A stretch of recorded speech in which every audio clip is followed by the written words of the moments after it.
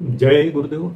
आज का वीडियो ये बताएगा आपको कि आपके जीवन में जो घटनाएं घट रही हैं वो किस कारण है। कई बार होता है कि हमें समझ में नहीं आता कि इस प्रकार के फल हमारे जीवन में क्यों देखने मिल रहा है, जबकि हमने किसी प्रकार का इस तरह का तो कोई कृत्य किया नहीं है जिसका फल ये मिले।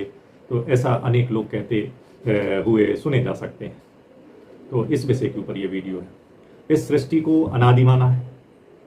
यह युगों के अनुसार अपने नियम से चलती है। वेद में इस बात को कहते हैं धाता यथा पूर्वम कल्पयत। यह वाक्य ही इस बात की पुष्टि करता है कि एक प्रलय के पीछे जब सृष्टि होती है तो पहले के अनुसार ही पांच भौतिक सृष्टि होती है।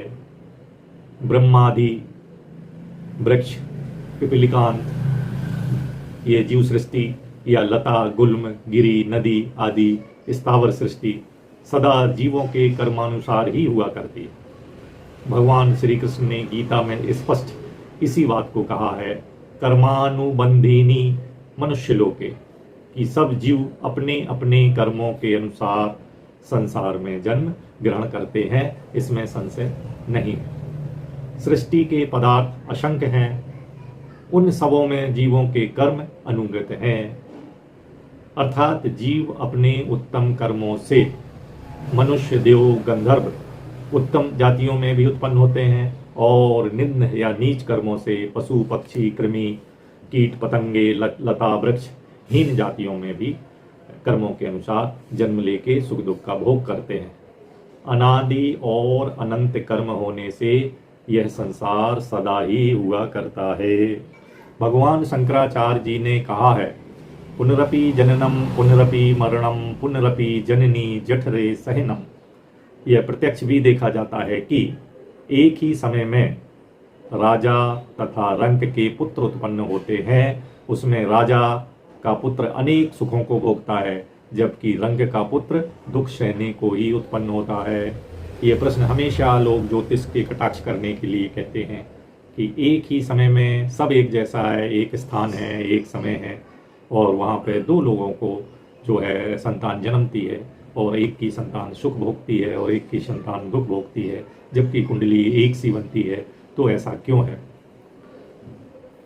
विद्वान, मूर्ख, सती, उल्टा, दयालु, क्रूर इत्यादि एक ही समय में जन्म लेने पर भी अपने अपने कर्मानुसार भिन्न भिन्न स्वभाव के होते हैं। ये जितने नाम पढ़े गए हैं, विद्वान या मूर्ख या सती या उल्टा, ये एक ही समय में जन्म लेते हैं, लेकिन अपने कर्मों के अनुसार भिन्न भिन्न स्वभाव वाले हो जाते हैं। ये कौन से कर्म है? ये पूर्व जन्म के कर्म हैं। इस वैषम्य को देखकर सभी मुक्त कंठ होकर, यही कारण कि जब ये विषमता दिखाई देती है, ये विविधता दिखाई देती है, तो सभी लोग कर्मों की प्रधानता को स्वीकार करते हैं।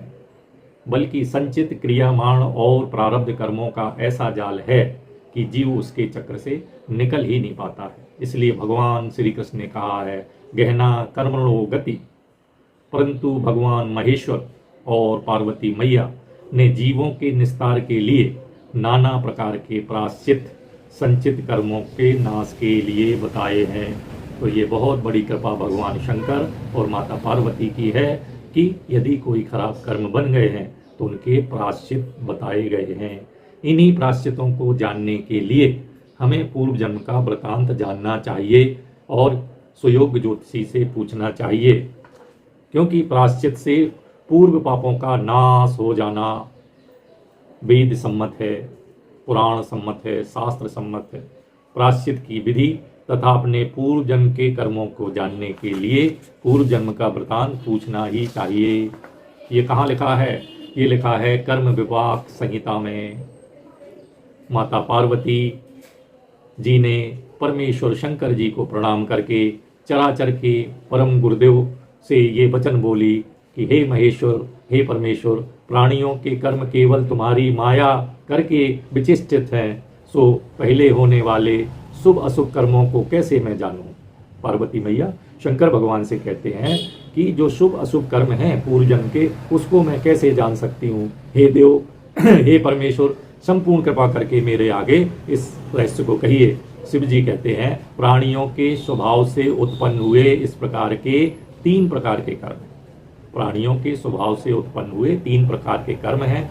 वैसे ही मनुष्यों के शुभ, अशुभ और मध्यम 3 प्रकार कर्मों के फल हैं कि वो 3 प्रकार के कर्म करता है और 3 प्रकार के फल भी प्रत्येक कर्म के मिलते हैं।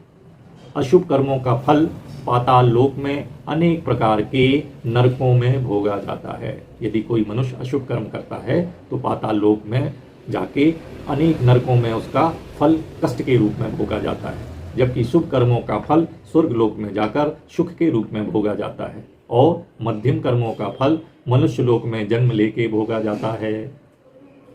हे देवी, भगवान शंकर कहते हैं पार्वती माता से, हे देवी, रोगों से तथा चेष्टा से संपूर्ण शुभ अशुभ जानना चाहिए। यहाँ आप गौर कर लें कि रोगों से, व्यक्तियों के होने वाले रोगों से और उनकी चेष्टाओं से संपूर्ण शुभ अशुभ जानना चाहिए। जैसे जो राज यक्षमा या टीबी का रोगी हो, उसने पूर्व जन्म में ब्राह्मण को मारा था, ऐसा जाने। जो संतानहीन है, उसने पूर्व जन्म में अपने गोत्र वाले या गुरु को मारा था, गुरु को कष्ट दिया था। जो पांडु रोग वाला है, वो पूर्व जन्म में किसी भी देवी देवता को नहीं मानता था और उसका निरादर करता था। जिस व्यक्ति को सिर्फ लड़की संतान ही उत्पन्न हो, बार बार लड़की हो लड़का ना हो, उसने पूर्व जन्म में वेद शास्त्रों की निंदा की है, क्योंकि वेद भगवान कहा गया है तो वेद भगवान की निंदा की गई है। जिस व्यक्ति की स्त्री मर जाती है और बीच जीवन के सफर में वो अकेला होता है, उसने पूर्व जन्म में कन्याओं को मारा था और पक्षियों को मारा था, ऐसा जाने। जो मरी हुई संतान को उत्पन्न करता है या जिसकी संतान उत्पन्न होकर मर जाती है, वो मित्रद्रोही था, पूर्व जन्म में बालघाती था, पशुघाती था। जो इस जीवन में दरिद्र है, वो भूमि को हरने वाला, पराई निंदा करने वाला था। जो कुष्ठ रोगी है इस जन्म में, वह पूर्व जन्म में स्त्री का हरण करने वाला था। जो व्यक्ति इस जीवन में जन्म से अंधा है, वह पूर्व जन्म में शरीर का नाश करने वाला था, अर्थात गर्भ गिराने वाला था। इसलिए सलाह दी जाती है कि पूर्व जन्म का वृतांत जानना चाहिए। जान के क्या होगा, उससे प्रायश्चित पता चलेगा और हम प्रायश्चित को यदि विधि पूर्वक करेंगे तो हमारे बहुत कष्ट दूर हो जाएंगे। क्योंकि अभी हमें पता नहीं चलता है कि जो कष्ट आ रहे हैं, इस प्रकार के कर्म तो हमने किए नहीं हैं, तो ये कष्ट क्यों आ रहे हैं। और इससे विविधता भी पता चलती है, एक ही समय में एक ही जगह में होने वाले संतान के फलों में अंतर आता है। यही कारण है कि कर्म विपाक संहिता या सुयोग ज्योतिषी से जो है पूर्व जन्म का वृतांत जानना चाहिए। जय गुरुदेव।